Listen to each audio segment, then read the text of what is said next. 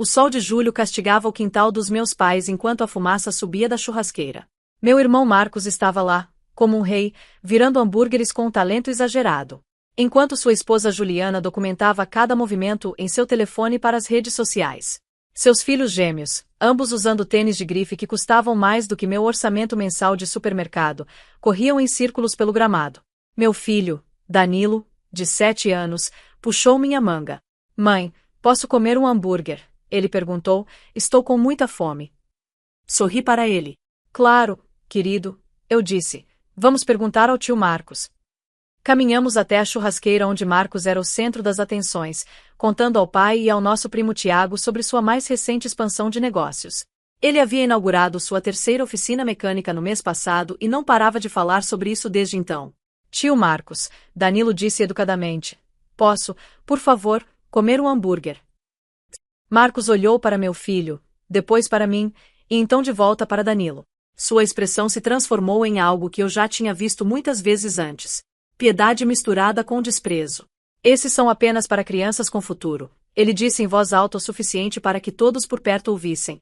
Crianças cujos pais realmente podem prover para elas. O quintal ficou em silêncio. O pai parecia desconfortável, mas não disse nada. A mãe se ocupou com a salada de batata. Juliana riu. Aquele risinho agudo que ela usava sempre que Marcos dizia algo cruel. Tiago apenas balançou a cabeça e se afastou. Tia Patrícia assentiu de sua cadeira de gramado, colocando sua taça de vinho com um clique de desaprovação. Marcos tem razão, querida, ela comentou.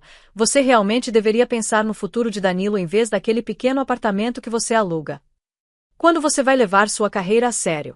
Tio Roberto interveio, vindo da mesa de bebidas com seu sorriso característico. Meu contador estava me falando sobre oportunidades de investimento na semana passada. Ele disse, estratégias para construir riqueza de verdade. Talvez se você tivesse feito melhores escolhas no início da vida, poderia dar a Danilo o que ele precisa. Ele acrescentou, nunca é tarde para começar, no entanto. Marcos virou outro hambúrguer, claramente aproveitando a audiência. Algumas pessoas simplesmente não têm a mentalidade empreendedora. Ele filosofou, nem todos podem gerenciar um negócio de sucesso. Exige visão, dedicação, sacrifício real. A mão de Danilo apertou a minha. Eu podia senti-lo tentando não chorar. Meu filho de 7 anos estava aprendendo o que era ser desprezado pela própria família. Eu entendi, eu disse calmamente. Peguei o prato de papel da mão de Danilo e o coloquei na mesa. Venha, querido, eu murmurei. Vamos para casa. Mas estou com fome, sussurrou Danilo. Eu sei, eu respondi, nós vamos pegar algo no caminho. Enquanto caminhávamos em direção ao portão, ouvi Marcos gritar. Não se esqueça da reunião de investimento da família na próxima semana. Ah, espere. Ele corrigiu. Isso é só para pessoas que realmente contribuem para o negócio da família. Mais risadas. Continuei andando, minha mão no ombro de Danilo. No carro, Danilo finalmente deixou as lágrimas caírem. Por que o tio Marcos não gosta da gente? Ele perguntou. É complicado, querido, eu disse. É porque não temos uma casa grande como a dele. Ele insistiu. Apertei o volante com mais força. Tio Marcos não entende tudo sobre a nossa vida. Eu expliquei, tudo bem. Paramos em uma lanchonete a caminho de casa. Um daqueles lugares clássicos de cromo e vinil que serviam café da manhã o dia todo. Danilo pediu um hambúrguer e batatas fritas, com picles extras, e eu observei comer, pensando nos últimos 5 anos, nas escolhas que eu fiz e que minha família considerava falhas. Sobre as noites de trabalho que eles desconheciam, as teleconferências à meia-noite com Tóquio e Londres. Sobre os telefonemas e reuniões que eles nunca entenderiam, as negociações e aquisições que aconteceram em salas de conselho que eles nunca viriam. Danilo limpou o ketchup do queixo. Este é um hambúrguer muito bom, mãe. Ele disse. Melhor do que o do tio Marcos teria sido. Ele sorriu. Muito melhor. Aquele sorriso fez tudo valer a pena. Naquela noite, depois de colocar Danilo na cama, sentei-me em minha pequena sala de estar com uma xícara de chá. O apartamento era tranquilo. Humilde, nada impressionante para os padrões da minha família. Mas era nosso, e era exatamente o que eu precisava que fosse.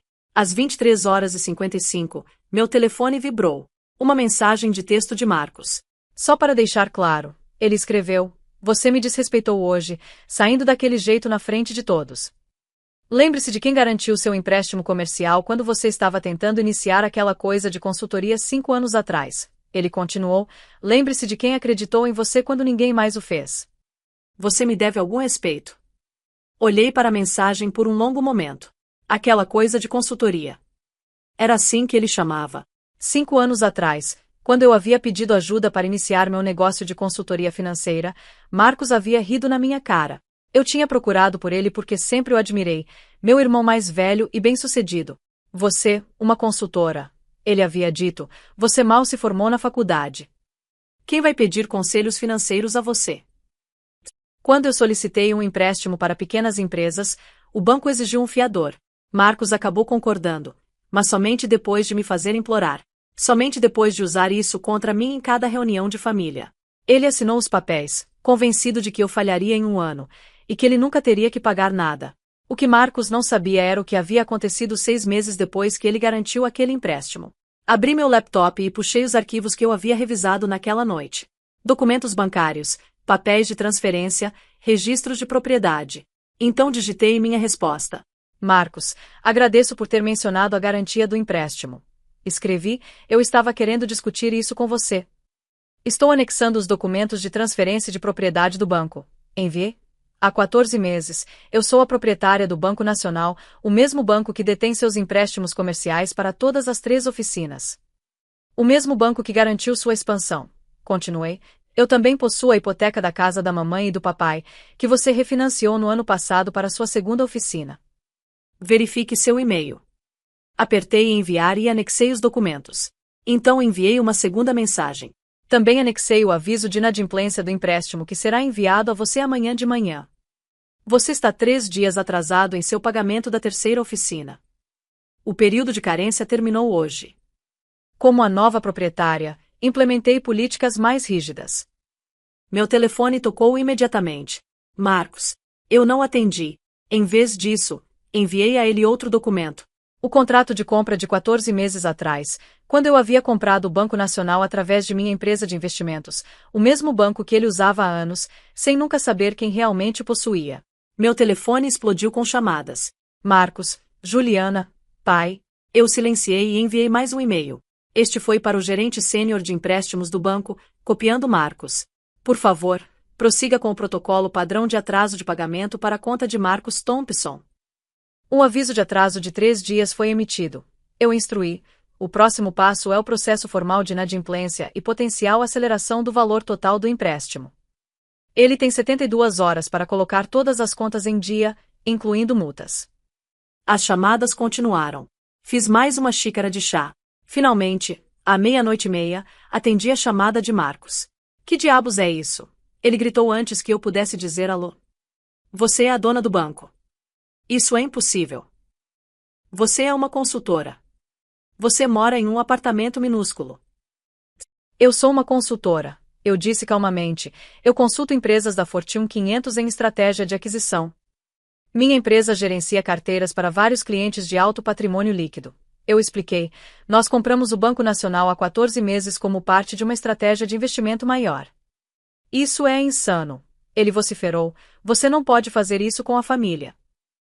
Fazer o quê, Marcos? Eu perguntei. Aplicar as políticas bancárias padrão. Você está atrasado em seu pagamento por 3 dias. Sempre há um período de carência. Ele protestou. Havia. Eu corrigi. Ele terminou hoje à noite. A nova gestão implementou protocolos mais rígidos no último trimestre. Você saberia disso se tivesse lido os avisos que enviamos ou se tivesse se dado ao trabalho de me perguntar sobre minha verdadeira carreira em vez de chamá-la de aquela coisa de consultoria. A voz de Juliana soou em segundo plano. Fale para ela sobre a postagem nas redes sociais. Diga que vamos arruinar a reputação dela. Tomei um gole de chá. Marcos, você está atualmente inadimplente em R$340 mil em empréstimos comerciais. Eu informei. Suas oficinas estão alavancadas em 92%. Se eu cobrar os empréstimos, você perderá tudo em cerca de 6 semanas. Eu avisei. Sugiro que você se concentre em fazer seu pagamento em vez de ameaças nas redes sociais. Você não faria isso. Ele choramingou. Somos família. Família, eu repeti. Foi isso que você disse a Danilo hoje quando afirmou que hambúrgueres eram apenas para crianças com futuro. Quando você humilhou uma criança de 7 anos em um churrasco de família. Silêncio do outro lado. Aqui está o que vai acontecer. Eu continuei. Você tem 72 horas para fazer seu pagamento mais as taxas de atraso. Isso totaliza R$ 12.800. Depois disso, prosseguimos com os protocolos padrão de inadimplência. Não tenho esse dinheiro agora. Ele implorou, tudo está investido em estoque. Então você deveria ter feito seu pagamento em dia. Eu respondi, por favor, Marcos disse, e ouvi algo que nunca tinha ouvido dele antes. Medo? Você não pode apenas estender o período de carência para a família. A mesma família que zombou do meu filho hoje. Eu perguntei. A mesma família que passou 5 anos me lembrando que você garantiu meu empréstimo. Falando nisso, eu paguei esse empréstimo há 4 anos. Mas você gostou tanto de usá-lo contra mim que eu não mencionei. A voz do pai veio pelo telefone. Marcos deve tê-lo colocado no viva voz. Querida, seja razoável. Ele pediu. Marcos cometeu um erro hoje. Ele vai se desculpar. Vai, pai. Eu rebati. Por que você ficou lá quando ele se recusou a alimentar seu neto? Você não disse nada. A voz da mãe seguiu, chorosa. Nós não sabíamos que isso machucaria os sentimentos de Danilo. Você está sendo vingativa. Estou sendo uma banqueira. Eu respondi. Se Marcos fosse qualquer outro cliente, ele já estaria em inadimplência formal. Estou dando a ele 72 horas como uma cortesia. O que você quer? Marcos perguntou. Um pedido de desculpas. Tudo bem, me desculpe por ter dito aquilo para Danilo. Ele disse, feliz agora. Eu não quero nada, Marcos. Eu afirmei. Eu quero que você pague seu empréstimo em dia, como o contrato exige.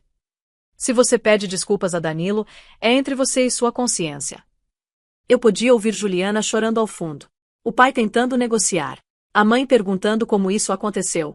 A voz do tio Roberto se juntou ao caos. Isso é extorsão. Eu conheço advogados. Excelente, eu disse. Peça a eles para revisarem os documentos do empréstimo. Eles confirmarão que tudo o que estou fazendo é completamente legal e prática bancária padrão. Na verdade, Marcos recebeu tratamento preferencial nos últimos 14 meses porque instruiu o departamento de empréstimos a não sinalizar sua conta para atenção especial.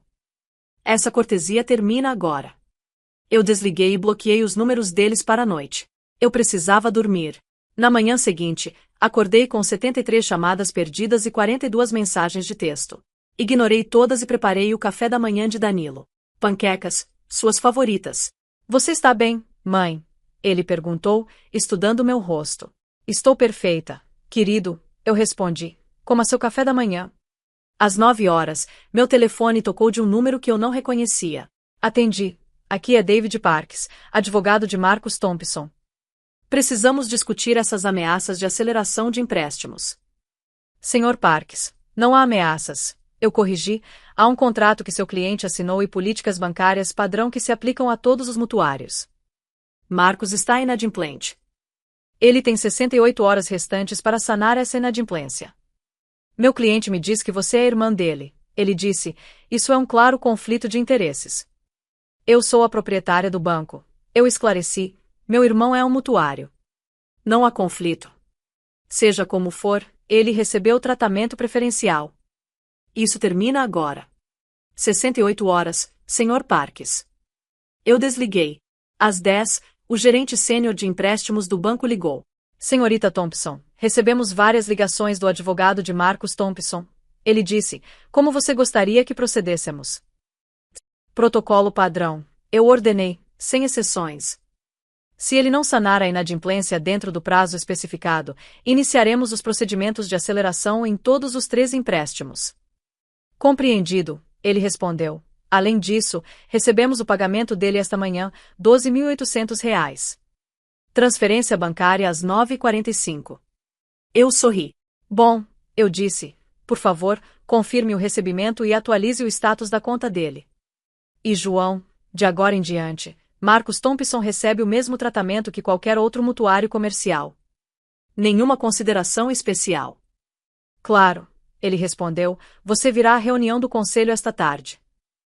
Sim, eu disse, preciso revisar as projeções do 3º trimestre. Depois que desliguei, sentei em silêncio por um momento. Marcos havia encontrado o dinheiro. Provavelmente pegou emprestado do pai ou vendeu algo. Não importava. Ele havia pago. Meu telefone vibrou. Uma mensagem de texto de um novo número. Sua mãe está muito chateada. A mensagem dizia: isso não é quem você é. Eu respondi: isso é exatamente quem eu sou. Eu digitei: você nunca se deu ao trabalho de perguntar. 3 dias depois, recebi uma carta formal via correio registrado. Um pedido de desculpas de Marcos para Danilo. Cuidadosamente redigido, provavelmente escrito por seu advogado. Não significava nada, mas era alguma coisa. 2 semanas depois, no jantar de aniversário da mãe, a família estava diferente. Mais quieta. Marcos e Juliana chegaram tarde e saíram cedo. Ninguém perguntou sobre meu apartamento ou meu emprego. Ninguém fez comentários sobre o futuro de Danilo. Quando Danilo perguntou ao tio Marcos se podia comer um pedaço de bolo, Marcos disse sim imediatamente e cortou uma fatia extra grande para ele. Pequenas vitórias. Naquela noite, enquanto eu colocava Danilo na cama, ele disse: tio Marcos estava mais legal hoje. Sim, ele estava. Eu respondi: você conversou com ele de alguma forma? Bom, Danilo disse, bocejando, eu gosto mais quando as pessoas são legais. Beijei a testa dele. Eu também, querido, eu murmurei, eu também. Mais tarde, em meu escritório em casa, revisei os relatórios trimestrais do banco. O Banco Nacional estava performando acima das projeções. A aquisição havia sido uma das minhas melhores decisões, não por causa de Marcos, mas porque era um investimento sólido que ajudaria a garantir o futuro real de Danilo. O futuro que minha família havia zombado em um churrasco. O futuro que eu vinha construindo em silêncio enquanto eles presumiam que eu estava falhando. Meu telefone vibrou. Um e-mail de Tiago, meu primo, que havia se afastado da churrasqueira naquele dia. Ouvi o que aconteceu. Ele escreveu: bom para você. Marcos precisava aprender essa lição. Além disso, minha empresa está procurando um consultor financeiro para uma aquisição que estamos planejando. Ele adicionou: alguma chance de você estar aceitando novos clientes. Sorri e digitei de volta. Envie-me os detalhes. Eu escrevi: ficarei feliz em revisá-los. O próximo encontro de família seria interessante, mas tudo bem. Eu havia passado 5 anos sendo subestimada. Eu poderia lidar com ser respeitada ou temida. Ambas funcionavam. O que importava era que Danilo nunca mais seria dito que não tinha um futuro porque sua mãe estava construindo esse futuro o tempo todo. Uma aquisição de cada vez, um investimento de cada vez, enquanto eles estavam muito ocupados julgando para notar. Às vezes, a pessoa mais quieta na sala é a mais poderosa. Eles apenas escolhem não anunciar isso até que seja absolutamente necessário, como recusar um hambúrguer a uma criança faminta em um churrasco de família. Onde você está assistindo de? Por favor, nos diga sua cidade ou país nos comentários.